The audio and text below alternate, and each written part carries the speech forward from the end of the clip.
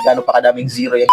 What's up mga pamangkin? We are back for another Grow a Garden video. Update na naman mamaya. At meron ako sa inyong i-share na napaka-importante na dapat nyong gawin bago mag-update. Dahil inilagay na nila to sa laro, 100% sure mangyayari na to dahil nandito na to sa version 1819. Pero bago yan, kung hindi ka pa nakasubscribe, mag-subscribe ka na dahil kapag naka 1,000 followers na tayo, bigyan na natin ang ating mga extra pet, mga divine pets natin na nakatambak sa inventory. Kaya mag-subscribe ka na, comment mo ang username mo at babalikan ko yan kapag mag-giveaway na tayo. So ayun na nga, merong bagong shop na tatawagin nila na Garden Ascension. Nasa leaks ito at nasa game files na, kaya 100% ay ilalagay na nila ito ngayong update. So dito sa Garden Ascension, ang mangyayari dyan, kailangan mong mag-revert para makakuha ka ng coins na pwede mong magamit dito sa Garden Ascension shop.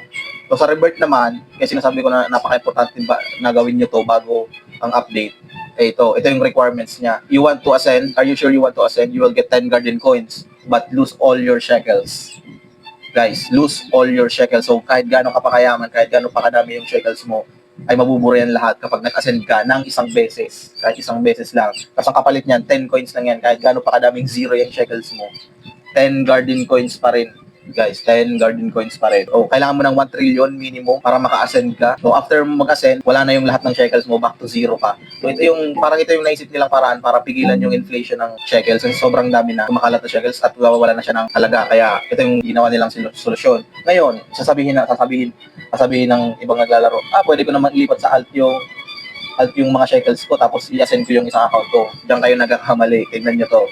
Bagong update, guys. Dito sa version 1819. So, meron ako ditong dalawang account. Tapos, meron akong hawak na trading ticket at iti-trade ko siya. Yan. Tapos, accept natin. Boom. Ano napapansin nyo? Wala na, guys.